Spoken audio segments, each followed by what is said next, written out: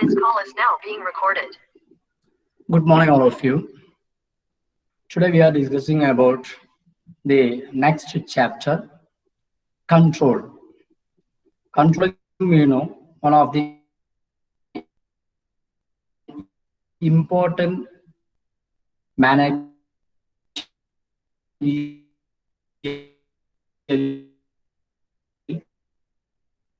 function of an organization. Every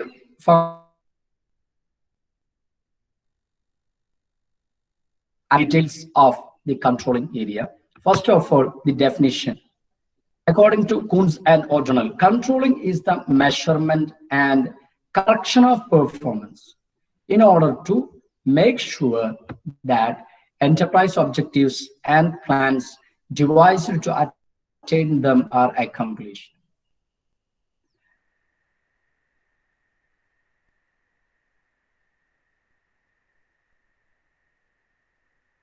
According to the opinion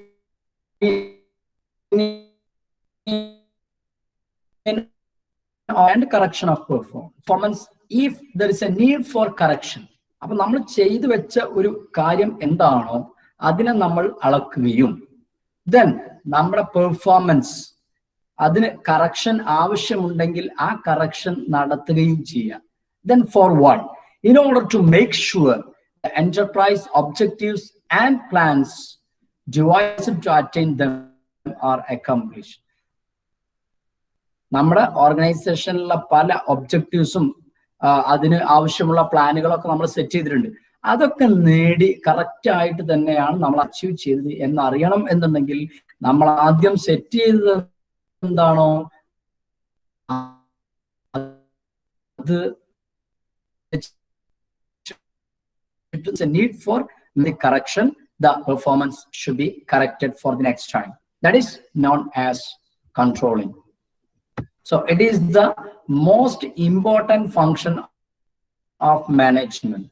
Every other functions are important, but it is something that every manager need to carry out effectively at each level. That means every manager want to carry out this controlling function effectively in all the levels, whether it is top level, middle level, or lower level, all the level the controlling function is needed. Then good controlling measures often increase the effectiveness of other functions of management as well. അപ്പോൾ ഒരു controlling function നല്ല രൂപത്തിൽ നടത്തുകയാണ് എങ്കിൽ ഓർഗനൈസേഷനിലെ മറ്റ് എല്ലാ ഫംഗ്ഷൻസും effective ആയിരിക്കും. ഓക്കെ, അപ്പൊ കൺട്രോളിംഗ് ഫംഗ്ഷൻ ഇഫക്റ്റീവ് ആയിട്ടല്ല നടക്കുന്നത് എങ്കിൽ ബാക്കി ഏത് ഫംഗ്ഷൻ നമ്മൾ എത്ര നന്നായിട്ട് നടത്തിയാലും നമ്മൾ ഉദ്ദേശിച്ച റിസൾട്ട് കിട്ടിക്കൊള്ളണം എന്നില്ല. Next is of controlling function. അപ്പോൾ മറ്റ് ഫംഗ്ഷനുകളെ പോലെ planning, organising, staffing and directing ഇതിനെ പോലെയൊക്കെ തന്നെ കൺട്രോളിങ്ങിനും കൃത്യമായിട്ടുള്ള characteristics. Forward looking. Controlling is A forward looking process because all of its efforts dictate future course of action. ഒന്നാമത്തേതാണ് forward looking. Controlling is a forward looking process because all of its efforts dictate future course of action. Managers often use experiences from the past to make corrections for future. എന്ന് പറഞ്ഞാൽ controlling യഥാർത്ഥത്തിൽ നമ്മൾ controlling ഫംഗ്ഷനിൽ ചെയ്യുന്നത് എന്താണെന്ന് വെച്ചാൽ നമ്മളൊരു കാര്യം ചെയ്യാൻ വേണ്ടിയിട്ട് ഉദ്ദേശിച്ചു, അതിനുവേണ്ടി നമ്മളൊരു റിസൾട്ട് സെറ്റ് ചെയ്തു. ഇപ്പൊ ഒരു ഉദാഹരണം പറയുകയാണെങ്കിൽ ഒരാള് മാനുഫാക്ചറിങ് പ്രൊഡക്ഷൻ നടത്തുകയാണ്. അപ്പോൾ ഒരു ദിവസം അയാള് 10 യൂണിറ്റ് പ്രൊഡ്യൂസ് ചെയ്യണം എന്നാണ് നമ്മൾ സ്റ്റാൻഡേർഡ് ഫിക്സ് ചെയ്തിട്ടുള്ളത്. അപ്പൊ എല്ലാ ആളുകളും 10 യൂണിറ്റ് വീതം ഓരോ ദിവസവും പ്രൊഡ്യൂസ് ചെയ്യണം. എന്നാൽ അതിൽ കുറച്ച് ആളുകൾ 9 യൂണിറ്റ് പ്രൊഡ്യൂസ് ചെയ്തിട്ടുള്ളൂ. ഓക്കെ, അപ്പൊ നമ്മൾ ഉദ്ദേശിച്ചത് 10 യൂണിറ്റ് പ്രൊഡ്യൂസ് ചെയ്യണം. That is predetermined standard. മുൻകൂട്ടി തീരുമാനിച്ചു വെച്ച റിസൾട്ടാണ് ആ 10 പ്രൊഡ്യൂസ് ചെയ്യണം പറ്റിയിട്ടുള്ളൂ. That is actual performance. So we are comparing the predetermined standard with the actual result. So the predetermined standard is 10, but the actual result is 9. So there is a deviation, there is a difference. So we want to correct our performance. അപ്പൊ 10 unit produce ചെയ്യണം, എന്നാൽ ഇയാൾ 9 unit produce ചെയ്തിട്ടുള്ളൂ. അപ്പൊ നമുക്ക് മനസ്സിലായി അവിടെ എന്ത് ഒരു കറക്ഷന്റെ ആവശ്യം അവിടെ ഉണ്ട്. ഇനി നമ്മൾ അതിനെ എന്ത് ചെയ്യണം, 10ലേക്ക് കൊണ്ടുവരണം നെക്സ്റ്റ് ടൈം. സോ അടുത്ത പ്രാവശ്യം നമ്മൾ ചെയ്യുന്ന സമയത്ത്, സോ അടുത്ത പ്രാവശ്യം എന്ന് പറഞ്ഞാൽ it is future. So controlling is A forward looking. The next one, it exists at all levels. Controlling എന്ന് പറഞ്ഞാൽ എല്ലാ ലെവൽസിലും ഉണ്ട്. ടോപ്പ് ലെവൽ ആണെങ്കിലും മിഡിൽ ലെവൽ ആണെങ്കിലും ലോവർ ലെവൽ ആണെങ്കിലും. എന്ന് പറഞ്ഞാൽ കൺട്രോളിംഗ് ഒരു ടോപ്പ് ലെവൽ മാത്രം ചെയ്യേണ്ട കാര്യമല്ല. ടോപ്പ് ലെവൽ ചെയ്യേണ്ട കാര്യങ്ങളൊക്കെ അത് ആ ലെവലിൽ വെച്ചിട്ട് കൺട്രോൾ ചെയ്യാം. മിഡിൽ ലെവൽ അവർ സെറ്റ് ചെയ്തിട്ടുള്ള സ്റ്റാൻഡേർഡും അവരുടെ ആക്ച്വൽ പെർഫോമൻസും കമ്പയർ ചെയ്തിട്ടും എന്തെങ്കിലും കറക്ഷൻസ് ഉണ്ടെങ്കിൽ അത് മിഡിൽ ലെവൽ ചെയ്യാം. ലോവർ ലെവൽ ആണെങ്കിൽ അവരുടെ ലെവലിലുള്ള ഫങ്ഷൻസ് ആക്ടിവിറ്റീസ് എന്തൊക്കെയാണോ അത് ഇതുപോലെ തന്നെ പ്രീഡിറ്റർമിൻഡ് റിസൾട്ടും അതുപോലെ ആക്ച്വൽ റിസൾട്ടും നമ്മൾ എടുക്കണം. അത് മെഷർ ചെയ്യുന്നു, കമ്പയർ ചെയ്യുന്നു. കറക്ഷൻസ് ആവുന്നെങ്കിൽ അത് ടോപ്പ് ലെവലിൽ മാത്രമോ അല്ലെങ്കിൽ ലോ ലെവലിൽ മാത്രമല്ല, ടോപ്പ് ലെവൽ മിഡിൽ ലെവൽ എത്ര ലെവലുണ്ട് ആ ലെവലിലെല്ലാം കൺട്രോളിംഗ് ഫംഗ്ഷൻ ഉണ്ടായിരിക്കണം. Then third one, it's a continuous activity. So it is not a one-time activity. It is generally a continuous process that goes on permanently in different way. Managers have to constantly compare changes accordingly. അപ്പൊ നമ്മൾ ഒരു പ്രാവശ്യം എന്തെങ്കിലും ഒരു കാര്യം ചെയ്തു, അത് നമ്മൾ കൺട്രോളിംഗ് നടത്തി, അതോടുകൂടി അവസാനിക്കുന്നില്ല. It's a continuous activity. വീണ്ടും നമ്മൾ അടുത്ത സ്റ്റാൻഡേർഡ് അടുത്ത ടാർഗറ്റ് നമ്മൾ ഫിക്സ് ചെയ്തിട്ടുണ്ടാവും. ആ ടാർഗറ്റ് അച്ചീവ് ചെയ്തിട്ടുണ്ടോ എന്ന് നോക്കണം. അത് കഴിഞ്ഞാൽ വീണ്ടും മറ്റൊരാളുടേതാവാം, അല്ലെങ്കിൽ ഇയാളുടേത് തന്നെ ആവാം, അല്ലെങ്കിൽ അടുത്ത ആക്ടിവിറ്റിയുടേതൊക്കെ ആവാം. അപ്പൊ ഇത് ഇങ്ങനെ തുടർച്ചയായിട്ട് പോയിക്കൊണ്ടേയിരിക്കും. It's a continuous activity. The next one, positive purpose. Positive purpose. The objective of control is to create positive impact at both organizational and individual levels. At the organizational level, it aims to fulfill the organization's goal. And at an individual level, control tries to increase the productivity of that person and make individual benefit as well. Hence, control has largely positive അല്ല. നമ്മൾ controlling ഉണ്ടാവണം. ഒരാൾ നമ്മളെ control ചെയ്യുന്നു എന്ന്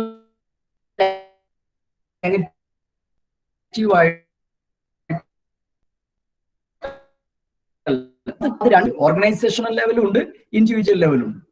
അപ്പൊ organisational level എന്ന് പറയുമ്പോൾ ഓർഗനൈസേഷൻ ഉദ്ദേശിച്ച ഒരു ലക്ഷ്യം, ആ ഉദ്ദേശിച്ച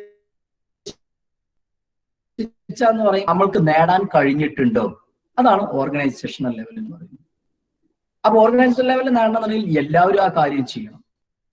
അതുപോലെ തന്നെ ഈ ഇൻഡിവിജ്വൽ ലെവൽ എന്ന് പറയുമ്പോൾ വ്യക്തികൾ ഓരോരുത്തരുടെ കാര്യമാണ്. അപ്പൊ ഇത് രണ്ടും നമ്മൾ ഒരേ സമയം ഒരുപോലെ പ്രാധാന്യ കാര്യമാണ്. അത് നമ്മൾ അച്ചീവ് ചെയ്തിരിക്കുന്നു. So it's a positive, not for the negative. The next one, dynamic process. അടുത്ത ക്യാരക്ടറിസ്റ്റിക്സ് ആണ് dynamic process. That means controlling is not a fixed one, not a static one. It is always flexible. The controlling function will become effective only when it goes on changing according to the needs and conditions of the enterprise. Not only review performance,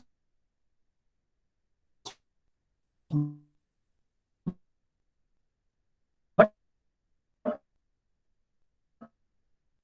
adjustments of plans too. That means the invention, we want to change our system, our controlling system also. Otherwise, we will be in outdated. അപ്പൊ നമ്മൾ ഒരിക്കലും outdated ആയി പോകാൻ പാടില്ല. നമ്മൾ നാട് ഓടുമ്പോൾ നടുവേ ഓടണം എന്ന് പറയുന്ന പോലെ ഇവിടെയുള്ള മാറ്റങ്ങൾക്ക് അനുസൃതമായിട്ട് നമ്മുടെ കൺട്രോൾ ഫംഗ്ഷനിൽ നമുക്ക് മാറ്റങ്ങൾ വരുത്താൻ കഴിയും. Next one, action oriented. Action oriented. So we are oriented to do some actions. Our purpose is to correct our performance if needed.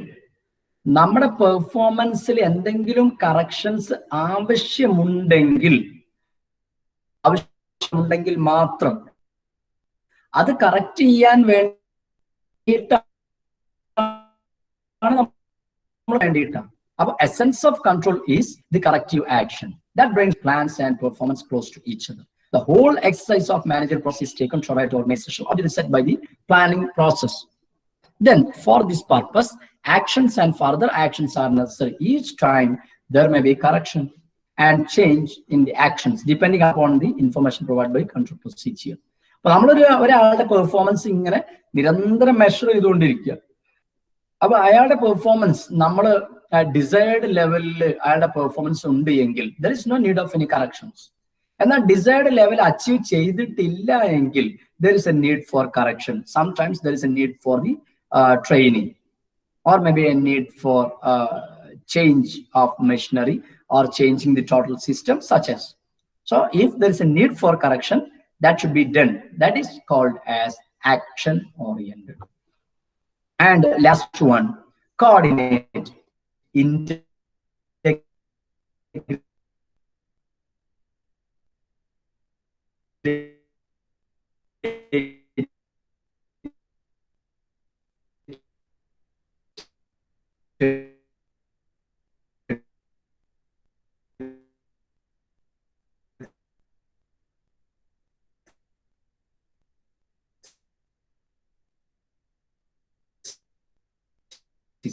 interlocking subsystem. അപ്പൊ നമ്മളൊരു ഡാറ്റ കളക്ട് ചെയ്യുന്നത് ഒരു പ്രത്യേക രൂപത്തിൽ നമ്മൾ ഒരാളുടെ പെർഫോമൻസ് മെഷർ ചെയ്യും. അപ്പൊ അത് മെഷർ ചെയ്യുന്ന പർപ്പസ് ചിലപ്പോൾ മറ്റെന്തെങ്കിലും ആയിരിക്കും. അത് നമ്മൾ പല ആവശ്യങ്ങൾക്ക് ഉപയോഗിക്കുന്നുണ്ടാവാം. അപ്പൊ എല്ലാം പരസ്പരം കണക്റ്റഡ് ആണ്. അപ്പൊ ഒരാളുടെ പെർഫോമൻസ് മെഷർ ചെയ്യും. ചിലപ്പോൾ അയാൾക്ക് സാലറി കൊടുക്കാൻ വേണ്ടിയിട്ടാവാം. അപ്പൊ സ്വാഭാവികമായിട്ട് അയാളുടെ പെർഫോമൻസ് മെഷർ ചെയ്യും. മെഷർ ചെയ്ത് നമ്മൾ കമ്പയർ ചെയ്യുന്നു. എന്നിട്ട് അത് ഇംപ്രൂവ് ചെയ്യണം എന്നുണ്ടെങ്കിൽ കറക്ഷൻസ് ഉണ്ട്. അപ്പൊ ആ കറക്റ്റ് ചെയ്യാനും നമുക്ക് ഇത് ഉപയോഗപ്പെടുത്താം. ഇനി ഒരാൾക്ക് ട്രെയിനിങ് എത്രത്തോളം ട്രെയിനിങ് കൊടുക്കണം എന്ന് നോക്കണം എന്നുണ്ടെങ്കിൽ അതിന് നമുക്ക് ഈ മെഷർമെന്റ് ഉപയോഗപ്പെടുത്താൻ പറ്റും. So always the controlling is A coordinate integrated system. ഇത് ഒരുപാട് കാര്യങ്ങളുമായി ബന്ധപ്പെട്ട് കിടക്കുന്ന ഒരു ഫംഗ്ഷൻ ആണ്. So these are the characteristics of controlling function. ഇനി അടുത്ത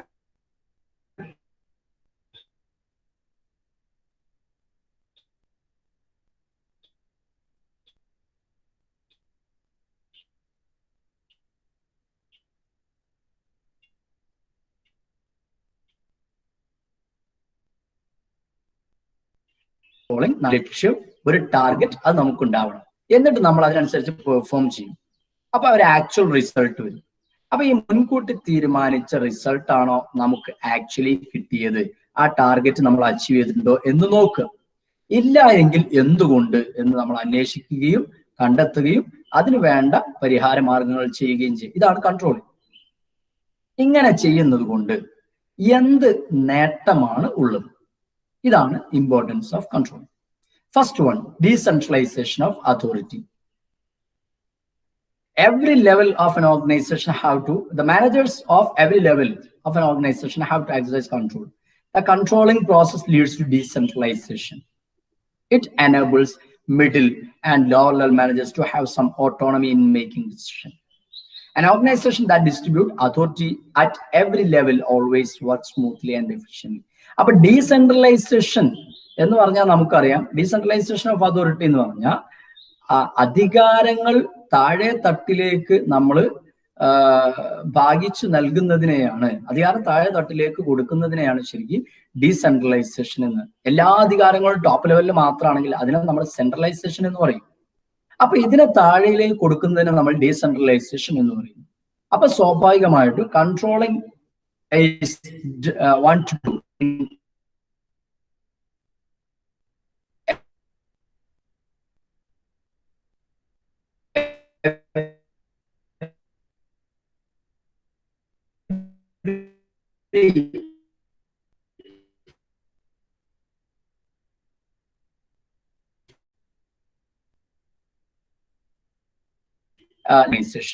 കാര്യങ്ങൾ പെർഫോമൻസ് അവർക്ക് മെഷർ ചെയ്യാം, അവർക്ക് അത് കമ്പയർ ചെയ്യാം, അവർക്ക് കറക്ഷൻസ് നടത്താം. അതിനുള്ള അധികാരം നമ്മൾ അവർക്ക് കൊടുക്കും. സോ കൺട്രോളിങ്ങിന്റെ ഒരു പ്രധാനപ്പെട്ട ഗുണമാണ് ഓരോ ലെവലിലെ മാനേജർമാർക്കും അവരുടേതായ അധികാരങ്ങൾ കിട്ടും.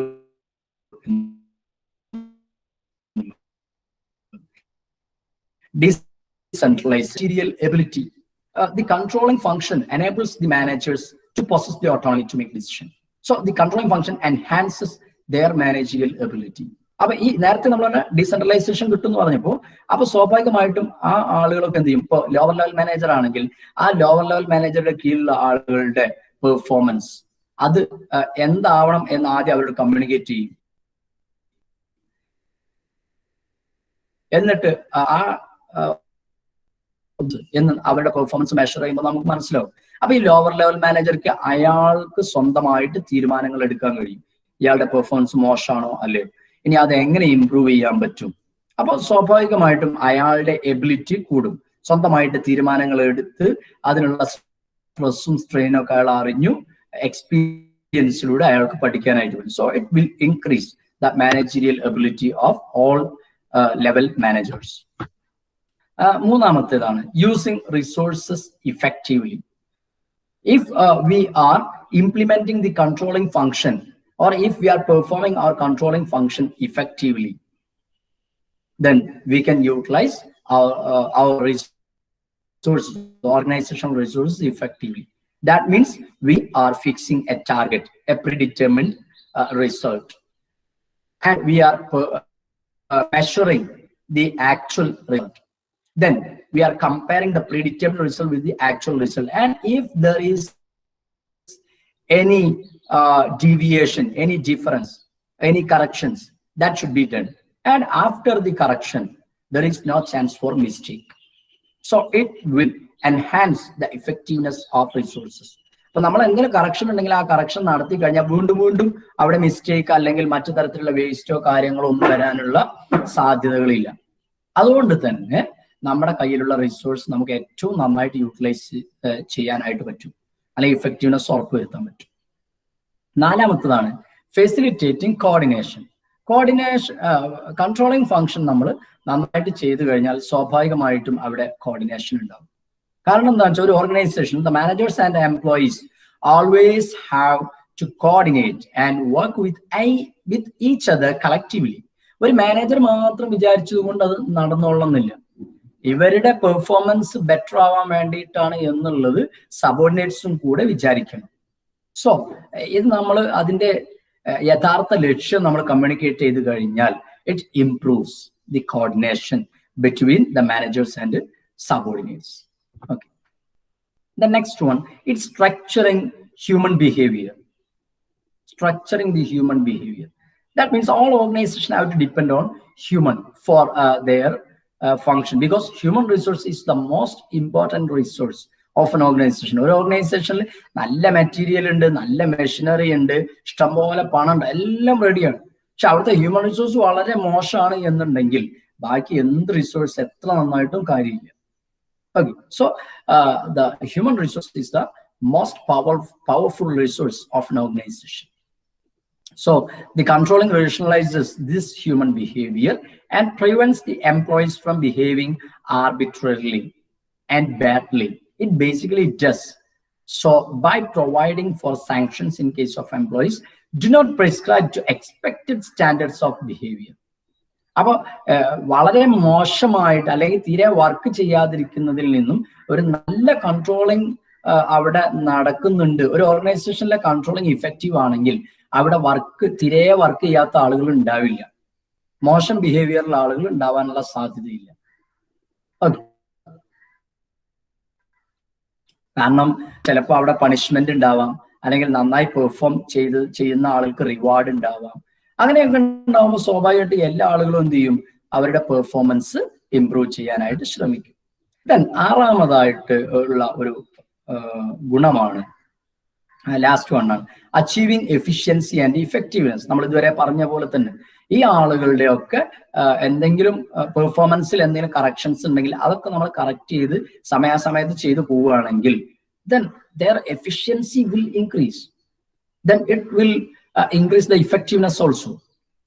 അപ്പോൾ എഫിഷ്യൻസി എന്ന് പറഞ്ഞാൽ ഒരാളുടെ പെർഫോമൻസിലുള്ള എന്ന് പറഞ്ഞാൽ ചെലവ് കുറച്ചുകൊണ്ട് പ്രൊഡക്ടിവിറ്റി കൂടുന്നതിനെയാണ് നമ്മൾ എഫിഷ്യൻസി എന്ന് പറയുക. ഓക്കെ, അപ്പൊ ഉള്ളതിനെ ഏറ്റവും ബെറ്റർ ആയിട്ട് യൂട്ടിലൈസ് ചെയ്യുന്നതാണ് ശരിക്കും ഇഫക്റ്റീവ്നെസ് എന്ന് പറയുക. അപ്പൊ നല്ല കൺട്രോളിംഗ് ഫംഗ്ഷൻ ഉണ്ടെങ്കിൽ അവിടെ എഫിഷ്യൻസി ഇഫക്റ്റീവ്നെസ്സും ഒക്കെ ഇൻക്രീസ് ചെയ്യും. ഇനി നെക്സ്റ്റ് നമ്മുടെ ഏരിയയാണ് സ്റ്റെപ്സ് ഇൻ കൺട്രോളിംഗ് പ്രോസസ്. അപ്പൊ എന്താണ് ഈ കൺട്രോളിംഗ് പ്രോസസ്, എങ്ങനെയാണ് അപ്പൊ അത് ചെയ്യേണ്ടത്? ഇപ്പോ അത്ര റിസ്ക് ഇല്ല, വളരെ സിമ്പിൾ ആണ്. ആദ്യം ഫസ്റ്റ് സ്റ്റെപ്പ് എന്നുള്ള രൂപത്തിൽ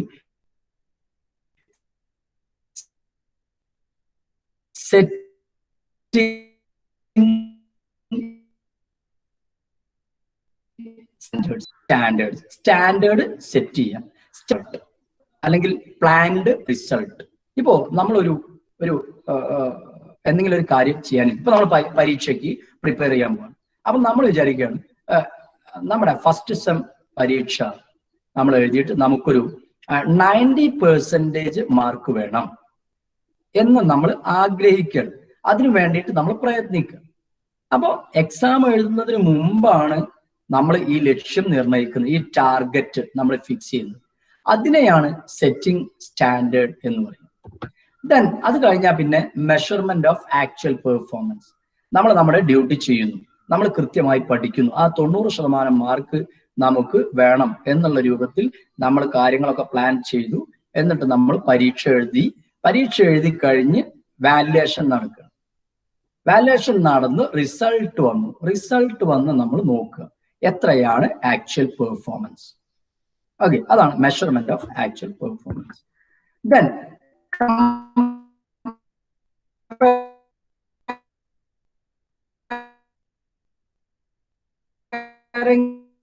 പെർഫോമൻസ് 80% നമുക്ക് 85%. So the predetermined result or the target result is 90% mark, but the actual performance or actual result is only 85% marks. So there is a difference of 5%.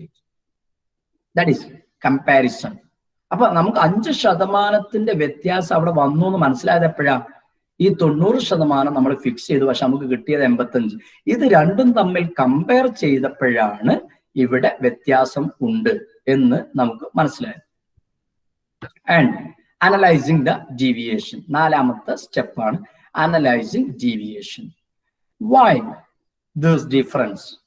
How there is a deviation of 5% mark in our first semester result. B Com first സെമസ്റ്ററിൽ 5% മാർക്കിന്റെ variation വന്നു. എന്തുകൊണ്ടാണ് അങ്ങനെ വന്നത്? ഏത് വിഷയത്തിലാണ് എനിക്ക് mark കുറഞ്ഞത്? ഞാൻ പഠിക്കാത്തത് കൊണ്ടാണോ, അല്ലെങ്കിൽ ക്വസ്റ്റ്യൻ പേപ്പർ ടൈറ്റ് ആയതുകൊണ്ടാണോ, അല്ലെങ്കിൽ അതിന്റെ പ്ലാനിങ്ങിൽ വന്ന മാറ്റമാണോ, അല്ലെങ്കിൽ ഞാൻ നോട്ട്സ് കൃത്യമായിട്ട് നോക്കാത്തത് കൊണ്ടാണോ, ആവശ്യത്തിന് വായിക്കാത്തത് കൊണ്ടാണോ? ഈ സംഗതികളൊക്കെ നമ്മൾ പഠിക്കണം. So analysis means A detailed study. So analysing deviation, we want to make a detailed study about the difference between planned result and actual result. That is known as analyzing deviation. And finally, corrective measured or action or corrective measurement. അപ്പൊ നമുക്ക് അങ്ങനെ എവിടെയാണ് വ്യത്യാസം? നമ്മൾ 4ാമത്തെ സ്റ്റേജില് analysing deviation എന്നുള്ള സ്റ്റേജിൽ നമ്മൾ എവിടെയാണ് പ്രശ്നം എന്ന് നമ്മൾ കണ്ടെത്തി. അങ്ങനെ ലാസ്റ്റ് നമ്മൾ എന്ത് ചെയ്യുക? അതിനെ കറക്റ്റ് ചെയ്യാം. നെക്സ്റ്റ് സെമസ്റ്ററിൽ ഞാൻ ഇങ്ങനെയൊക്കെയാണ് പഠിച്ചത്, അപ്പൊ അതിൽ മാറ്റം വരണം. അപ്പൊ നെക്സ്റ്റ് സെമസ്റ്ററിൽ നമ്മൾ 90%. അപ്പൊ എന്തൊക്കെ പോരായ്മകളാണ് ഉണ്ടായിരുന്നത്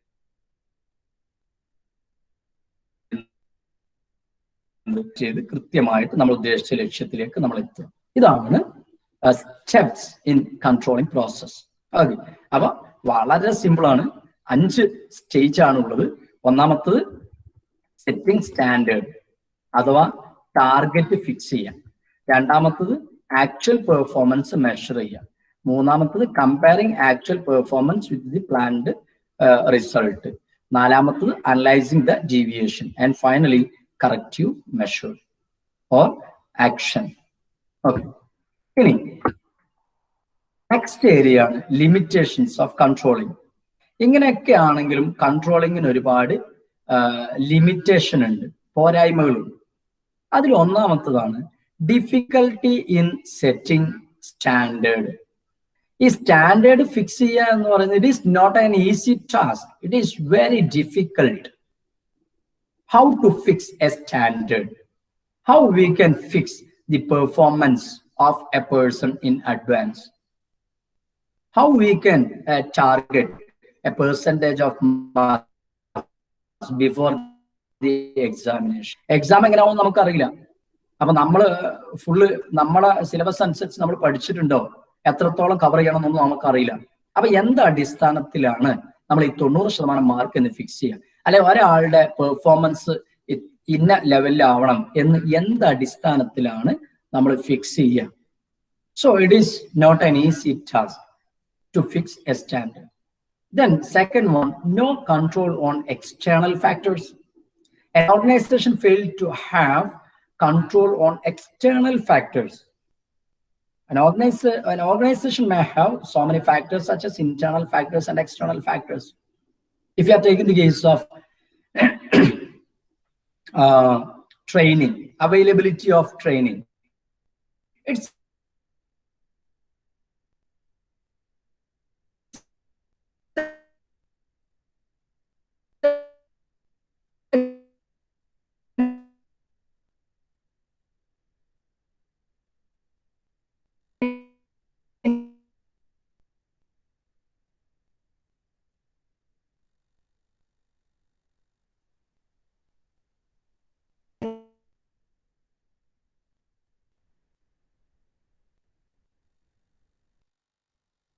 factors. There is in the performance of employees, but the organization has no control on external factors. The external factors are such as the technological change in technology. The generations of computers are changing, ever changing. New technologies are entering into the world.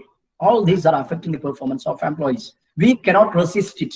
An organization cannot stop the advancement of technology. And the competition, government policies, the changing government are changing their policies, changes in taste of consumers, okay, changing the changes in the marketization cannot change. This external factors are also a particular level of influence in the performance of employees. So this is another list. Resistance from controlling means comparing the performance, the actual performance with the planned performance. So many of the employees are not ready to implement this kind of measurement of performance because they fear that it is for the what we call some kind of actions such as punishment. So by fearing the punishment, the employees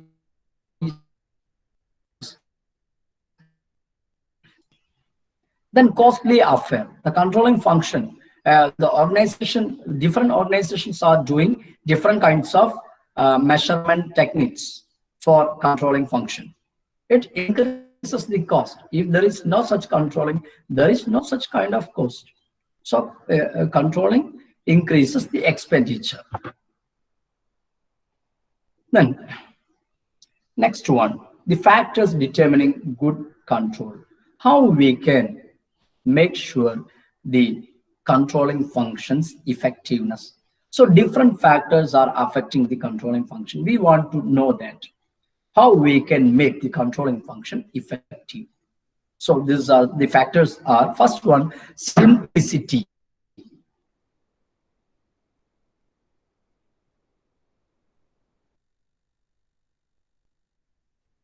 Simple, easily understandable. If the operating system is not properly understood by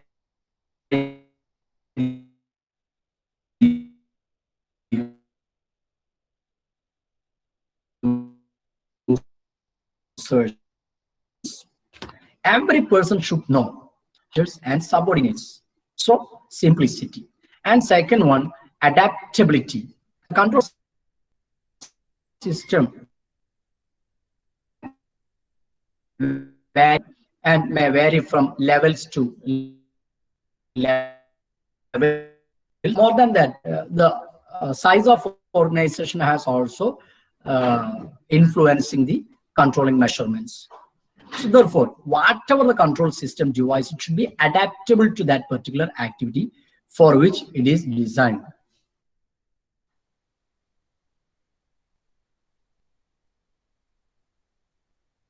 So, about adaptability എന്ന് പറയുമ്പോൾ നമ്മൾ ഓരോ ഓർഗനൈസേഷനും പലതരത്തിലുള്ള measurements ആയിരിക്കും ഉണ്ടാവുക. അപ്പോൾ അതൊക്കെ ഓർഗനൈസേഷന് അതിന്റെ ഡ്യൂട്ടി എന്തൊക്കെ തരത്തിലുള്ള പെർഫോമൻസ് ആണ് അവിടെ ഉള്ളത്, എത്ര വലിയ ഓർഗനൈസേഷൻ ആണ്, എത്ര ചെറുതാണ്, അപ്പൊ അതിനനുസരിച്ചൊക്കെ ഉണ്ട്. അപ്പൊ അവർക്ക് താങ്ങാൻ പറ്റുന്ന, അവിടെ ഇംപ്ലിമെന്റ് ചെയ്യാൻ പറ്റുന്ന, അവർക്ക് അക്സെപ്റ്റ് ചെയ്യാൻ പറ്റുന്ന, എന്നാൽ ഒരുപാട് കോസ്റ്റ് വരാനും പാടില്ല, ആ തരത്തിൽ അഡാപ്റ്റ് ചെയ്യാൻ പറ്റുന്നതായിരിക്കും. Then മൂന്നാമത്തതാണ് cost. നമ്മളിപ്പോ പറഞ്ഞു കൂടുതൽ കോസ്റ്റ് വരാൻ പാടില്ല. The large type of organization may have adequate finance to implement some kind of controlling techniques. But the same techniques may not be affordable to small sized organizations. അപ്പൊ അതിന് കൂടുതൽ cost, നമ്മളുടെ financial capacity അനുസരിച്ചുള്ള controlling techniques മാത്രമേ നമ്മൾ use ചെയ്യാൻ പാടുള്ളൂ. The next one, versatile. The control system should be more dynamic in nature and versatile. That is flexibility. According to the changes in environment, we should have change. We are compelled to change in the controlling measurement techniques.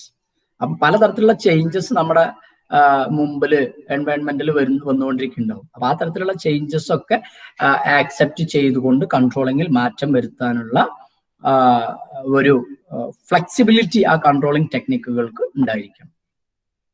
അതുപോലെ തന്നെ progressive feature.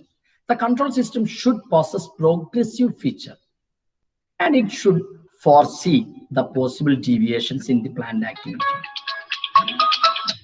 And this facilitates the corrective action to be taken even before the deviation takes place. The control system should be positive, progressive, and forward-looking. About progression, the controlling measurement should show the progressions. The performance should be progressed, improved. അതാണ് നമ്മൾ progressive feature. നമ്മൾ ഇത് കൊണ്ടുവരുന്നത് കൊണ്ട് തന്നെ ഈ controlling നമ്മൾ implement ചെയ്യുന്നത് കൊണ്ട് നമുക്ക് ഇംപ്രൂവ്മെന്റ് ഉണ്ടായിരിക്കണം, പോസിറ്റീവ് ആയിരിക്കണം. അതുപോലെ തന്നെ it should be always forward looking also. And next one, ഏഴാമത്തെ ഒരു ക്രൈറ്റീരിയയാണ് നീഡ് ബേസ്ഡ് സിസ്റ്റം. ജയ്സൽ സാറേ, നമ്മളൊന്ന് അബൂബക്കർ സാർ എന്ന് വിളിച്ചു, ഇവരിങ്ങനെ വിളിച്ചുകൊണ്ട്. Need based system. The control system should be in accordance with the needs of organization. അപ്പൊ നമ്മൾ ഏതെങ്കിലും കൺട്രോളിംഗ് ടെക്നിക്ക് ഉപയോഗിച്ചാൽ പോരാ. എന്തിനാണോ കൺട്രോളിംഗ് ടെക്നിക്ക്, എന്ത് ആവശ്യത്തിനാണ് നമ്മൾ കൺട്രോൾ ചെയ്യുന്നത്? ആളുകളുടെ പെർഫോമൻസ് മെച്ചപ്പെടുത്താനാണോ, അല്ലെങ്കിൽ പ്രൊഡക്ടിവിറ്റി കൂടാനാണോ, അല്ലെങ്കിൽ സാലറി ഫിക്സ് ചെയ്യാൻ വേണ്ടിയിട്ടാണോ, അതല്ലെങ്കിൽ നമ്മുടെ സൗകര്യങ്ങൾ നമുക്കറിയാൻ വേണ്ടിയിട്ടാണോ, എന്തിനാണ് നമ്മൾ കൺട്രോളിങ് നടത്തുന്നത്? അതിനനുസരിച്ചുള്ള ടൂളാണ് നമ്മൾ ഉപയോഗിക്കേണ്ടത്. Then next one, identify the sensitive area. That means the plans contain certain sensitive or certain critical areas in their operations. The management principle of exception should be followed to operate such sensitive activities. The control system should also identify such sensitive operations to have effective control. അപ്പോൾ ഒരു ഓർഗനൈസേഷനിൽ ഇതുപോലുള്ള sensitive അല്ലെങ്കിൽ critical ആയിട്ടുള്ള ചില areas ഉണ്ടാവും. അത് നമ്മൾ കൃത്യമായിട്ട് മനസ്സിലാക്കണം. അവിടെ ചിലപ്പോൾ നമുക്ക് ഈ പറയുന്ന കൺട്രോളിങ് നടത്താൻ പറ്റിക്കൊള്ളണമെന്നില്ല. അങ്ങനെയുള്ളതിൽ നമ്മൾ മാനേജ്മെന്റ് ബൈ എക്സെപ്ഷൻ എന്നുള്ള ഏരിയ നിങ്ങൾ പഠിച്ചിട്ടുണ്ടാവും. Management objective, management exception. അപ്പൊ അങ്ങനത്തെ റൂൾ നമ്മൾ ഇംപ്ലിമെന്റ് ചെയ്യുന്നു. അപ്പൊ എല്ലാ ഏരിയയിലും 100% ഏരിയയിലും കൺട്രോളിങ് നമ്മൾ നടത്തണം എന്ന് വാശി പിടിക്കരുത്. ചില ഏരിയ എക്സെപ്ഷണൽ ഏരിയാസ് ഉണ്ടാവും. And next one, purposeful.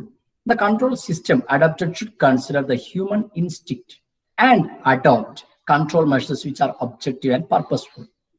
അപ്പൊ നമ്മൾ സ്വാഭാവികമായിട്ടും ഒരു മെഷീനറിയെ അല്ല നമ്മൾ കൺട്രോൾ ചെയ്യുന്നത്, ഹ്യൂമൻ റിസോഴ്സിനെയാണ്. അപ്പോൾ control measures should be objective and make human element to react positively to the control measures.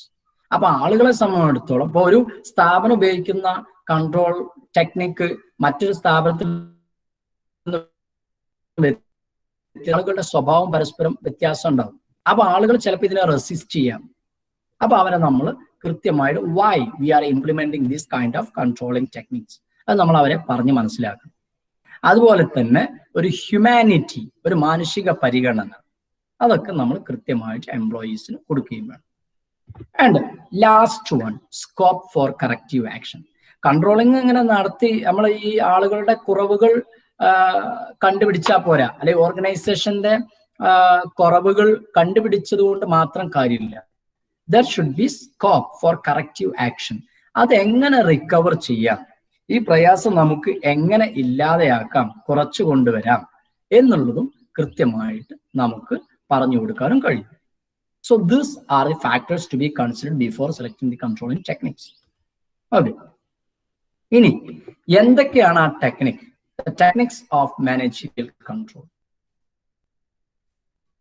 Mainly there are two types of techniques for the controlling. One is traditional techniques and another one modern techniques. അപ്പൊ traditional technique എന്ന് പറഞ്ഞാൽ നമുക്കറിയാം പഴയ കാലം മുതൽ ഇങ്ങനെ ഉപയോഗിച്ചു പോരുന്നതാണ്.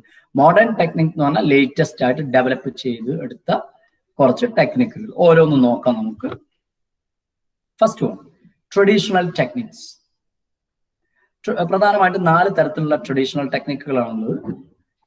ചില ടെക്സ്റ്റുകളിൽ ചിലപ്പോൾ 3 ഉണ്ടാവുള്ളൂ, ചിലപ്പോൾ 5 ഉണ്ടാവാം.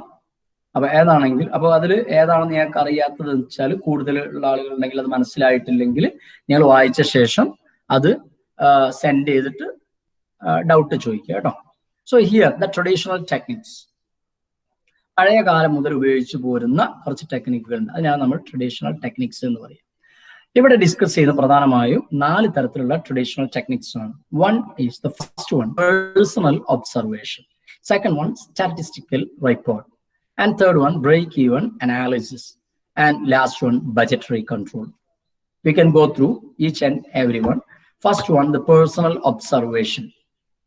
The personal observation means the techniques which enables the manager to collect the information as first-hand information.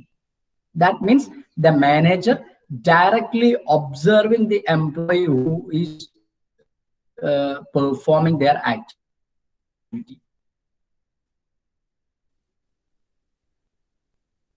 ഒരാള് ചെയ്യുന്ന ജോലിയൊക്കെ നടന്നുകൊണ്ടിരിക്കുമ്പോൾ സൂപ്പർവൈസർമാരുണ്ടാവും. അവരിങ്ങനെ മെറ്റൽ എത്രയാണ് ഉപയോഗിക്കുന്നത്, സിമെന്റ് എത്ര ഉപയോഗിച്ചു, കമ്പി എങ്ങനെയൊക്കെയാണ് എന്നുള്ളത്, എത്ര ഹൈറ്റിലാണ് എന്നുള്ള കൃത്യമായ സംഗതികളൊക്കെ ഈ സൂപ്പർവൈസർ നോക്കിക്കൊണ്ടേ ഇരിക്കുന്നുണ്ട്. അവർ കൃത്യമായിട്ട് ഒബ്സർവ് ചെയ്യണം. അപ്പൊ റെഡിയായി മറ്റൊരാൾ കൊടുത്ത ഡാറ്റ അല്ല, ഇയാൾ നേരിട്ട് കണ്ട് മനസ്സിലാക്കുക how the employee is performing. അതുകൊണ്ട് തന്നെ കൃത്യമായിട്ട് എവിടെയാണ് അവരുടെ മിസ്റ്റേക്ക് എന്ന് കൃത്യമായിട്ട് പറയാനായിട്ട് നമുക്ക് പറ്റും. ഓക്കെ, അതാണ് പേഴ്സണൽ ഒബ്സർവേഷൻ. രണ്ടാമത്തത് സ്റ്റാറ്റിസ്റ്റിക്കൽ റിപ്പോർട്ട്സ്. റിപ്പോർട്ട്, അപ്പൊ സ്റ്റാറ്റിക്കൽ റിപ്പോർട്ട് എന്ന് പറഞ്ഞാൽ തന്നെ നമുക്ക് അറിയാം ഇതൊരു കൊമേഴ്സ് ടേം ആണ്, ഒരു ക്വാണ്ടിറ്റേറ്റീവ് ഫിനോമിനയാണ് അല്ലെ. പെർസെൻറ്റേജ് അല്ലെങ്കിൽ ആവറേജ്, അതുപോലെ റേഷ്യോ ഒക്കെ വെച്ചിട്ടുള്ള ഗ്രാഫോ ചാർട്ടോ അല്ലെങ്കിൽ ഡയഗ്രാംസോ ഒക്കെ ഉപയോഗിച്ചിട്ടുള്ള റിപ്പോർട്ട്, അത് വെച്ചാലും നമുക്ക് അറിയാൻ പറ്റും. ഇപ്പോൾ നമ്മൾ ഇയാളുടെ പെർഫോമൻസ് എത്രയുണ്ട്, നമ്മൾ ഉദ്ദേശിച്ചതിൽ നിന്ന് എത്ര വ്യത്യാസമുണ്ട്. അപ്പോൾ 80% അയാളുടെ പെർഫോമൻസ് ശരിയാണ്, അല്ലെങ്കിൽ 95% ഓക്കെയാണ്, അല്ലെങ്കിൽ 50% മാത്രമേ ഉള്ളൂ എന്നൊക്കെ നമുക്ക് പറയാനായിട്ട് പറ്റും. അപ്പൊ അതിനെയാണ് നമ്മൾ സ്റ്റാറ്റിസ്റ്റിക്കൽ റിപ്പോർട്ട് എന്ന് പറയും. മൂന്നാമത്തതാണ് ബ്രേക്ക് ഈവൻ അനാലിസിസ്. അപ്പോൾ ബ്രേക്ക് ഈവൺ അനാലിസിസ് എന്ന് പറയുമ്പോൾ ശരിക്കും എന്താണ് ബ്രേക്ക് ഈവൺ എന്നറിയാം. നിങ്ങൾ നിങ്ങളുടെ ഹയർ സെക്കൻഡറിയിൽ +2 ലെവലിൽ പഠിച്ചിട്ടുണ്ടാവും. അപ്പൊ ബ്രേക്ക് ഈവൺ എന്ന് പറയുമ്പോൾ ശരിക്കും കോസ്റ്റ്, വോള്യം, പ്രോഫിറ്റ്. കോസ്റ്റ് എന്ന് പറഞ്ഞാൽ നമുക്കറിയാം അതിന്റെ ചെലവാണ്. വോള്യം എന്ന് പറഞ്ഞാൽ അവിടെ ഉദ്ദേശിക്കുന്നത് അളവ് അഥവാ സെയിൽസ്, ആൻഡ് പ്രോഫിറ്റ്, ഈ 3 കാര്യങ്ങളാണ്. അപ്പൊ വളരെ സിമ്പിൾ ആയിട്ട് പറയുകയാണെങ്കിൽ total cost equals total revenue. അതിനെയാണ് നമ്മൾ ബ്രേക്ക് ഈവൺ സെയിൽ എന്ന് പറയാം. Total cost equal total revenue. മൊത്തം ചെലവ് നമ്മുടെ വരുമാനത്തിന്, വരവിന് തുല്യമാണ്. മൊത്തം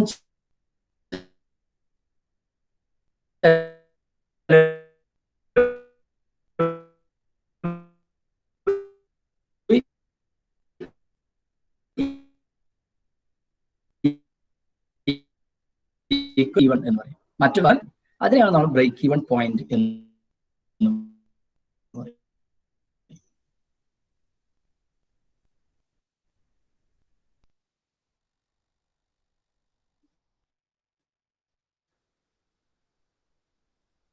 അപ്പൊ അത് നമ്മൾ എന്ത് ചെയ്യുക, അതിനെക്കുറിച്ച് പഠിക്കുക. സോ ഇറ്റ്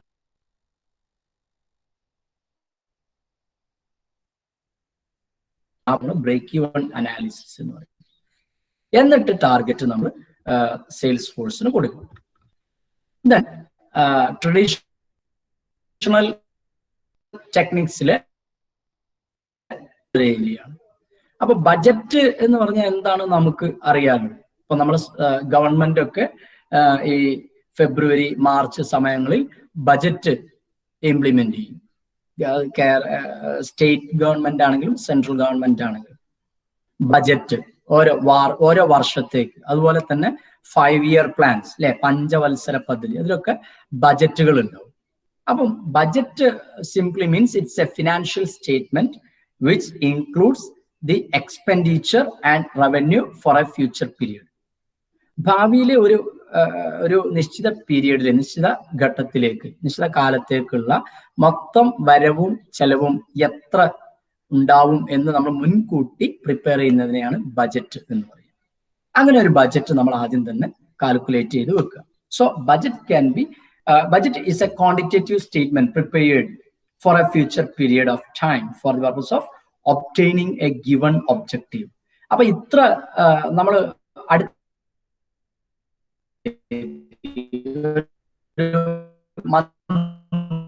അപ്പൊ നമുക്ക് പ്രോഫിറ്റ് ഇത്രയായിരിക്കും നമ്മൾ ആദ്യമേ കാണും. അങ്ങനെ കണ്ടു കഴിഞ്ഞാൽ സ്വാഭാവികമായിട്ടും നമ്മൾ എവിടെയൊക്കെയാണോ ഇൻവെസ്റ്റ്മെന്റ് നടത്തുന്നത്, ആ ഇൻവെസ്റ്റ്മെന്റ് നടത്തി അതിൽ നിന്നൊക്കെ നമുക്ക് ഉദ്ദേശിച്ച റിട്ടേണും കിട്ടും. അങ്ങനെയുള്ളതിനാണ് ബജറ്ററി കൺട്രോൾ എന്നുള്ളത് കൊണ്ട് ഉദ്ദേശിക്കുന്നത്. ഇനി some of the types of budgets prepared by an organisation.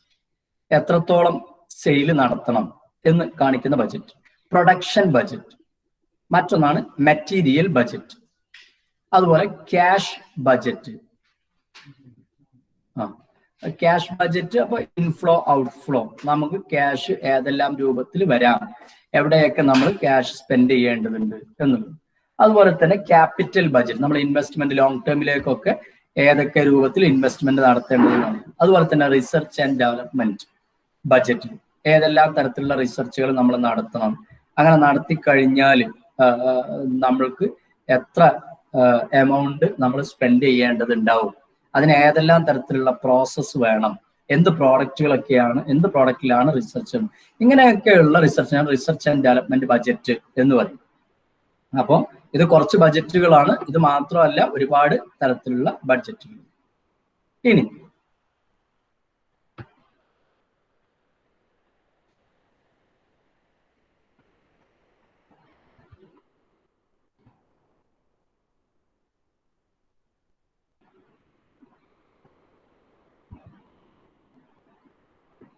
Next one ആണ്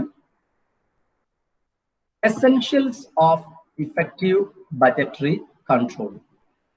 essentials of effective budgetary control. ഒരു ബജറ്റ് നമ്മൾ പ്രിപ്പയർ ചെയ്യുമ്പോൾ നമ്മൾ ശ്രദ്ധിക്കേണ്ട കാര്യങ്ങൾ എന്തെല്ലാം എന്നുള്ളതിനെയാണ് നമ്മൾ effective budgetary control.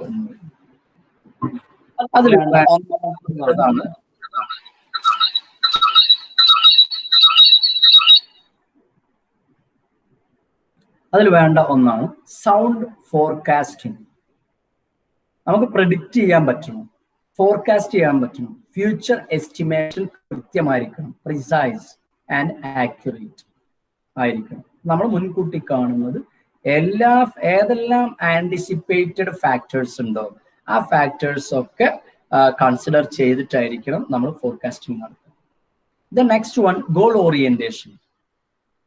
The budgets must directly flow from objectives of an enterprise and goals of budgetary control must be clearly defined. ഈ ബജറ്റ് ശരിക്കും എന്തിനാണ് നമ്മൾ ഈ ബജറ്റ് പ്രിപ്പയർ ചെയ്യുന്നത്? ഇത് നമ്മുടെ ഓർഗനൈസേഷന്റെ ഗോൾ അച്ചീവ് ചെയ്യാൻ എങ്ങനെയാണ് നമ്മളെ ഹെൽപ്പ് ചെയ്യുക? ഈ കാര്യങ്ങൾ കൃത്യമായിട്ട് അറിയണം. Then proper recording system. That means everything should be recorded. Unless the actual performance is accurately recorded and reported, the whole structure of budgeting will fail. So every minute expenditure should be recorded. എത്ര ചെറിയ ചെലവാണെങ്കിലും എത്ര ചെറിയ രൂപത്തിലുള്ള income ആണ്, revenue ആണെങ്കിലും that should be recorded and reported. Okay. Then മറ്റൊന്നാണ് participation. Every people should have should be participated in the budgetary control. അപ്പോൾ നമ്മൾ ഒരു 10 ആളുകളുള്ള ഒരു ഓർഗനൈസേഷൻ ആണെങ്കിൽ ആ 10 ആളുകളുടെ അടുത്ത് നിന്ന് നമുക്ക് അഭിപ്രായങ്ങൾ ചോദിക്കാം. നേരെ മറിച്ച് ഒരു 2500 ആളുകൾ വർക്ക് ചെയ്യുന്ന ഒരു വലിയ കമ്പനിയാണ് എന്നുണ്ടെങ്കിൽ അവിടെ നമുക്ക് എല്ലാവരെയും ഉൾപ്പെടുത്താൻ പറ്റിക്കൊള്ളണമെന്നില്ല. But in that case their representatives should be participated in the budget preparation plans. അപ്പൊ അവിടെ നമുക്ക് എന്ത് ചെയ്യാം, ഇപ്പോൾ ഒരു ഡിപ്പാർട്ട്മെന്റിൽ നിന്ന് ഓരോ റെപ്രസെന്റേറ്റീവ് ആ രൂപത്തിലൊക്കെ നമുക്ക് ചെയ്യാനായിട്ട് പറ്റും. Then top management support. The major part of the essential element is top management support. Support from the top level of organisation. Organisation top level ആണല്ലോ. ഇപ്പോൾ ഫണ്ട് നമുക്ക് അലോട്ട് ചെയ്യേണ്ടതും അതിന് അപ്രൂവൽ ചെയ്യേണ്ടതും ഒക്കെ ടോപ്പ് ലെവൽസ് ആണ്. അപ്പൊ ഈ ടോപ്പ് ലെവൽ നമുക്ക് ഇങ്ങനെ ഒരു ബജറ്റിന് അവര് സപ്പോർട്ട് ചെയ്യണം. അപ്പൊ അത് ഓർഗനൈസേഷന്റെ ഒരു പോസിറ്റീവ് ആയിട്ടുള്ള ഒരു ഗ്രോത്തിനാണ് എന്നുള്ളത് ടോപ്പ് ലെവലിന് നമ്മൾ പറഞ്ഞ് മനസ്സിലാക്കി കൊടുക്കണം. സോ ഓട്ടോമാറ്റിക് ആയിട്ട് ആ ഓർഗനൈസേഷന്റെ വളർച്ച എന്നുള്ളത് ടോപ്പ് ലെവലിന്റെയും കൂടെ ആവശ്യമാണ്. Then automatically they will support. The next one, flexibility. There may be some changes, unexpected changes may be there. As per the changes, the budget should be flexible. അപ്പോൾ actual business condition ചിലപ്പോൾ നമ്മൾ പ്രതീക്ഷിച്ച പോലെ ആയിരിക്കണം എന്നില്ല. അതിലൊക്കെ ചെറിയ ചെറിയ വ്യത്യാസങ്ങൾ വരാനുള്ള സാധ്യതകളൊക്കെ ഉണ്ട്. അപ്പൊ ആ വ്യത്യാസത്തിനനുസരിച്ച് ബഡ്ജറ്റിൽ നമ്മൾ അഡ്ജസ്റ്റ് ചെയ്യാൻ നമുക്ക് കഴിയണം. അപ്പൊ ബഡ്ജറ്റ് ഒരിക്കലും ഒരു എന്താ പറയാ ഒരു സ്റ്റേബിൾ ആവാൻ പാടില്ല. That should be dynamic or flexible. മറ്റൊന്നാണ് എഫിഷ്യന്റ് ഓർഗനൈസേഷൻ. അപ്പോൾ A good organisation structure is necessary for success in budgeting. There should be fixed responsibility centres. Okay, responsibility centres വരുന്നുണ്ട്. അപ്പൊ നമ്മൾ ഓരോ ടീമിനും ഓരോ ചെറിയ ചെറിയ വിഭാഗങ്ങൾക്കും നമ്മൾ കൃത്യമായിട്ട് എന്താ പറയാ ഓരോ ടാർഗറ്റ് കൊടുക്കണം, കൃത്യമായ റെസ്പോൺസിബിലിറ്റി കൊടുക്കണം. Then there should be a budget committee and a budget controller. അപ്പോൾ ബഡ്ജറ്റ് എല്ലാവരും ബഡ്ജറ്റ് ഉണ്ടാക്കില്ല. ആ ബഡ്ജറ്റിന് ഒരു പ്രോപ്പർ കമ്മിറ്റി ഉണ്ടാകും, അതിനൊരു കൺട്രോളറും ഒക്കെ ഉണ്ട്. അപ്പോഴാണ് അതൊരു എഫിഷ്യന്റ് ഓർഗനൈസേഷൻ ആവുന്നത്. Then proper coordination. In an organization there may have different departments and different levels and different kinds of activities and different kinds of people. And every levels, every departments has their own budgets, and that should be coordinated and integrated with one another. Okay. Then sound administration. Budget cannot replace a good management. Budget should be administered efficiently by responsible executive. ഇടയ്ക്കിടയ്ക്ക് ഇങ്ങനെ budget മൊത്തമായിട്ട് ഒരു budget നമ്മൾ ആ budget വേണ്ട പുതിയൊരു budget ഉണ്ടാക്കുക എന്ന് പറയാൻ പാടില്ല. there may be the flexibility for the budget, but there is no replacement. And constant review. We know, go through the budgets in after a particular time. So constant review of budget is necessary to prevent the degenerating into license for spending the full budgeted amount, even though it may not be necessary. ചിലപ്പോൾ നമ്മൾ ശ്രദ്ധിച്ചില്ലെങ്കിൽ അനാവശ്യമായിട്ടുള്ള എക്സ്പെൻസുകളൊക്കെ നമുക്ക് വന്നു ചേരാനുള്ള സാധ്യതയുണ്ട്. So in order to avoid such kind of limitation, there should be a constant review. And finally, the reward and punishment. The concerned employees should be suitably rewarded for the performance, for their better performance as per the budget. But slack employees should not be allowed to go unpunished. That means if the employees, how many employees are performed well as per the budget, they should be rewarded. And how many employees are badly performed, if they ignored the budget in their performance, they should be punished. They are punishable. They should get negative reward for their negative performance. Okay, so these are the essential elements for the budget control. And the last area is modern techniques of controlling. We know traditional techniques and modern techniques. The first one, traditional technique, that is already over, the personal observation, statistical reports, and budgetary control, like that. The next one, modern techniques of control. Modern techniques means recently developed techniques for the controlling activities. So this technique provide a refreshingly new thinking on in which various aspects of an organization can be controlled. So it includes some of the techniques such as return on investment, ratio analysis, responsibility accounting, then management audit, and finally PERT and CP. You can go through the first one, return on investment. First modern technique is return on investment. As the name implies, the return means the benefits or profits on investment. So how much amount we are invested, then what will be the reward? So it provides the basics and which guides for measuring whether or not invested capital has been used effectively for generating reasonable amount of return. ഇപ്പൊ നമ്മളൊരു 5 ലക്ഷം രൂപ invest ചെയ്യുകയാണെങ്കിൽ ഒരു വർഷം കഴിയുമ്പോൾ നമുക്ക് എത്ര return കിട്ടും? ഇപ്പൊ മറ്റൊരു ഇൻവെസ്റ്റ്മെന്റ് 3 ലക്ഷം രൂപയുണ്ട്. ഈ 5 ലക്ഷത്തിൽ ഇൻവെസ്റ്റ് ചെയ്യുന്ന അതേ റിട്ടേൺ 3 ലക്ഷത്തിലും കിട്ടുകയാണെങ്കിൽ നമ്മൾ എന്തിനാണ് 5 ലക്ഷം രൂപ ഇൻവെസ്റ്റ് ചെയ്യുന്നത്? നമുക്ക് ഈ 3 ലക്ഷം രൂപ ഇൻവെസ്റ്റ് ചെയ്താൽ മതി. So return on investment is one of the method of modern technique of controlling. രണ്ടാമത്തേതാണ് ratio analysis. Ratio. The most commonly used ratio used by organization classified into the following category. Ratio എന്ന് പറഞ്ഞാൽ നമുക്കറിയാം പല തരത്തിലുള്ള ഒരു 2 ഭാഗമാക്കിയിട്ട് മാറ്റി, അല്ലെങ്കിൽ 2-3 ഭാഗങ്ങളാക്കി മാറ്റി. അതിൽ ഒരുപാട് എലമെന്റ്സ് ഉണ്ടാവും. ഓരോ എലമെന്റ്സിനും നമ്മൾ എത്രത്തോളം പ്രാധാന്യം കൊടുക്കണം എന്നുള്ള അളവാണ് ശരിക്കും റേഷ്യോയിൽ കൊടുക്കുക. അതിൽ വരുന്ന പ്രധാനപ്പെട്ട 4 റേഷ്യോ ആണ് liquidity ratio, solvency ratio, profitability ratio, അതുപോലെ ടേൺ ഓവർ റേഷ്യോ. അപ്പോൾ ഓരോന്നും ലിക്വിഡിറ്റി റേഷ്യോ എന്ന് പറഞ്ഞാൽ നമ്മൾ ക്യാഷ് നമ്മുടെ കയ്യിൽ എത്ര വേണം, അതുപോലെ ക്യാഷിനെ പെട്ടെന്ന് ക്യാഷിലേക്ക് പെട്ടെന്ന് കൺവേർട്ട് ചെയ്യാൻ പറ്റുന്ന രൂപത്തിലുള്ള ലിക്വിഡ് അസറ്റുകൾ നമ്മൾ എത്രത്തോളം നമ്മുടെ കയ്യിൽ വേണം എന്നുള്ളത്. ഇപ്പൊ ക്യാഷ് എന്നുള്ളത് മോസ്റ്റ് ലിക്വിഡ് അസറ്റ് ആണ്.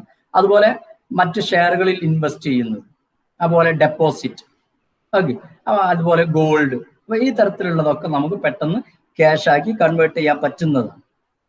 ഫോറിൻ കറൻസി, ഇതിലൊക്കെ നമ്മൾ എത്രത്തോളമാണ് ഇൻവെസ്റ്റ് ചെയ്യേണ്ടത്.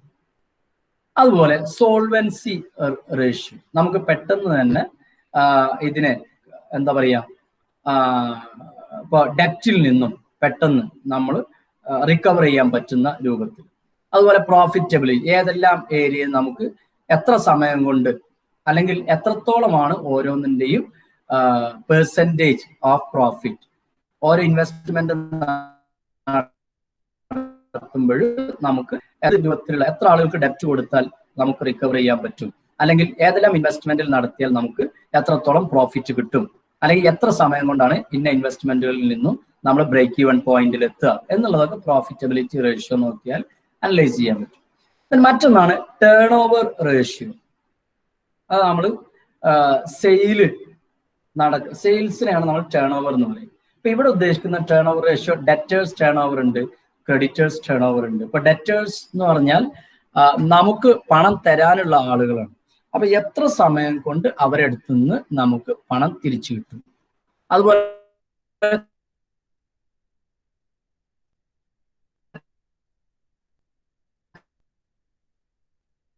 ക്രെഡിറ്റേഴ്സ് ടേൺ ഓവർ റേഷ്യോ എത്ര സമയം കൊണ്ട് നമ്മൾക്ക് അവർക്ക് തിരിച്ചടക്കാൻ കഴിയും എന്നുള്ളതൊക്കെ ആ കപ്പാസിറ്റി അനലൈസ് ചെയ്യുന്നതാണ് ടേൺ ഓവർ റേഷ്യോ. ഇതൊക്കെയാണ് റേഷ്യോ അനാലിസിസ്. എന്നാൽ മൂന്നാമത്തെ ടെക്നിക്കാണ് റെസ്പോൺസിബിലിറ്റി അക്കൗണ്ടിങ് എന്നുള്ളത്. റെസ്പോൺസിബിലിറ്റി അക്കൗണ്ടിങ് എന്ന് പറഞ്ഞാൽ നമ്മൾ മൊത്തം ഓർഗനൈസേഷന്റെ എന്താ പറയാ കോസ്റ്റിന് അല്ലെങ്കിൽ ഈ പറയുന്ന കൺട്രോളിങ് ഫങ്ഷൻ എല്ലാ ആളുകൾക്കും വീതിച്ചു കൊടുക്കുക, ഒരു ഓവറോൾ ഇൻവോൾവ്മെന്റ് ഉറപ്പുവരുത്തുക. അപ്പൊ അവിടെ പറയുന്നുണ്ട് it is the process of A system of accounting in which overall involvement of different sections, divisions, and departments are set up as responsibility centers. The head of the center is responsible for achieving the target set for his center.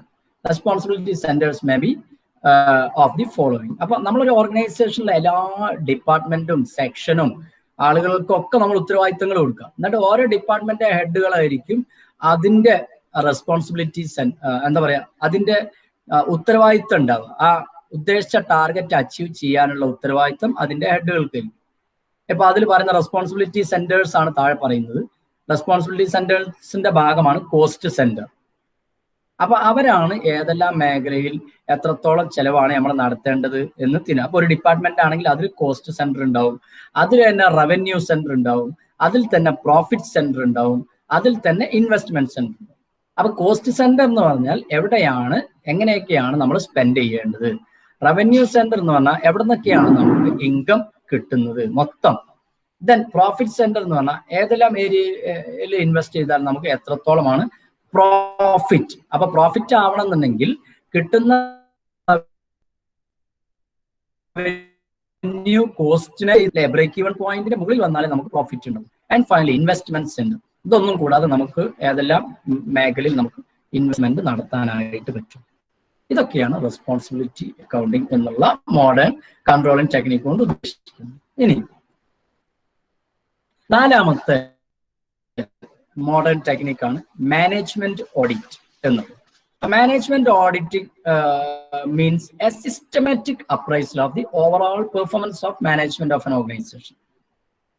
The purpose is to review the efficiency and effectiveness of management and to improve its performance in future period.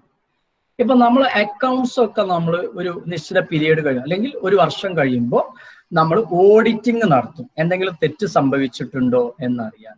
അതുപോലെ ഓർഗനൈസേഷന്റെ മൊത്തം പെർഫോമൻസിന് നമ്മൾ ഒരു നിശ്ചിത period കഴിയുമ്പോൾ നമ്മൾ ഒരു auditing നടത്തും. ഇപ്പൊ എന്തെങ്കിലും എനി ഡീവിയേഷൻസ് ആർ ദർ അത് നമുക്ക് കറക്റ്റ് ചെയ്യാൻ പറ്റും. അപ്പൊ ഫ്യൂച്ചറിൽ നമുക്കൊരു ബെറ്റർ പെർഫോമൻസ് അല്ലെങ്കിൽ ഇംപ്രൂവ്ഡ് പെർഫോമൻസ് ഉറപ്പുവരുത്താനായിട്ട്. അതിനെയാണ് management auditing. And last one PERT and CPM. PERT എന്ന് പറഞ്ഞാൽ programmed evaluation and review technique. അതുപോലെ CPM എന്നുള്ളത് കൊണ്ട് ഉദ്ദേശിക്കുന്നത് critical path method. Both of them are the network techniques which are useful for planning and controlling. These techniques helps in performing various functions of management like planning, scheduling, implementing time-bound projects involving the performance of variety of complex, diverse and interrelated activities. അപ്പോൾ ഒരു കാര്യം നമ്മൾ തുടങ്ങിയിട്ട് അത് അവസാനിക്കുന്നത് വരെയുള്ള കാര്യങ്ങൾ കൃത്യമായിട്ട് അറിഞ്ഞ് മനസ്സിലാക്കി അതിനെ ഷെഡ്യൂൾ ചെയ്യാം. എപ്പോഴാണ് ഫസ്റ്റ് നമ്മളിപ്പോൾ ഒരു വീട് എടുക്കുകയാണെങ്കിൽ നമ്മൾ സ്ഥലം നോക്കി ആ സ്ഥലം ഫസ്റ്റ് ലെവൽ ചെയ്യണം. എന്നിട്ട് നമ്മൾ അതിൽ ഫൗണ്ടേഷൻ, അപ്പൊ ഫൗണ്ടേഷൻ ചെയ്യണമെന്നുണ്ടെങ്കിൽ അത് തറ നമ്മൾ ആദ്യം കീറി കൃത്യമായിട്ട് അളന്ന് റെഡിയാക്കി അത് കീറിയെടുക്കണം. എന്നിട്ട് അതിൽ കല്ല് നമ്മൾ ഫില്ല് ചെയ്യും. ഇതൊക്കെ ഓരോ ആക്ടിവിറ്റി. അപ്പൊ ആദ്യം എന്ത് ചെയ്യണം, അതിന് എത്ര സമയം എടുക്കും, അത് കഴിഞ്ഞിട്ട് ഫൗണ്ടേഷൻ കഴിയണമെങ്കിൽ എത്ര സമയം എടുക്കും, അത് കഴിഞ്ഞ് ചുമര് ചെയ്യണമെന്നുണ്ടെങ്കിൽ എത്ര സമയം എടുക്കും, അത് ഒരു സ്ട്രക്ചർ ആവണമെങ്കിൽ എത്ര എടുക്കും, അത് ഒരു പൂർണ്ണമായി ഒരു വീടായി മാറണം എന്നുണ്ടെങ്കിൽ എത്ര സമയം എടുക്കും എന്ന് മുൻകൂട്ടി തീരുമാനിക്കുന്ന മെത്തേഡാണ് അല്ലെങ്കിൽ ടെക്നിക്കാണ് PERT അല്ലെങ്കിൽ CPM എന്നത്. Okay, so these are the area of controlling. ഇത്രയും കാര്യങ്ങളാണ് കൺട്രോളിങ് എന്ന ചാപ്റ്ററിൽ വരുന്നത്.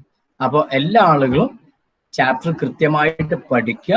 ഈ ക്ലാസ് കേട്ടിട്ട് ഇതിൽ എന്തെങ്കിലും ഡൗട്ട്സ് ആർക്കെങ്കിലും ഉണ്ടെങ്കിൽ നിങ്ങൾ അത് ചോദിക്കുക, പേഴ്സണലായിട്ട് മെസ്സേജ് അയക്കുക, കൃത്യമായിട്ട് അതിന് നിങ്ങൾക്ക് റെസ്പോണ്ട് ചെയ്യാം. പിന്നെ ആരും വായിക്കാതിരിക്കരുത്, എല്ലാ ക്ലാസ്സുകളും കൃത്യമായിട്ട് ശ്രദ്ധിക്കുക, പഠിക്കുക. ഓക്കെ, ഓൺലൈൻ ക്ലാസ് ആണ്, അതുകൊണ്ട് അതിൻ്റെതായ എല്ലാ പോരായ്മകളും ഉണ്ടാവാനുള്ള സാധ്യതയുണ്ട്. Okay, thank you.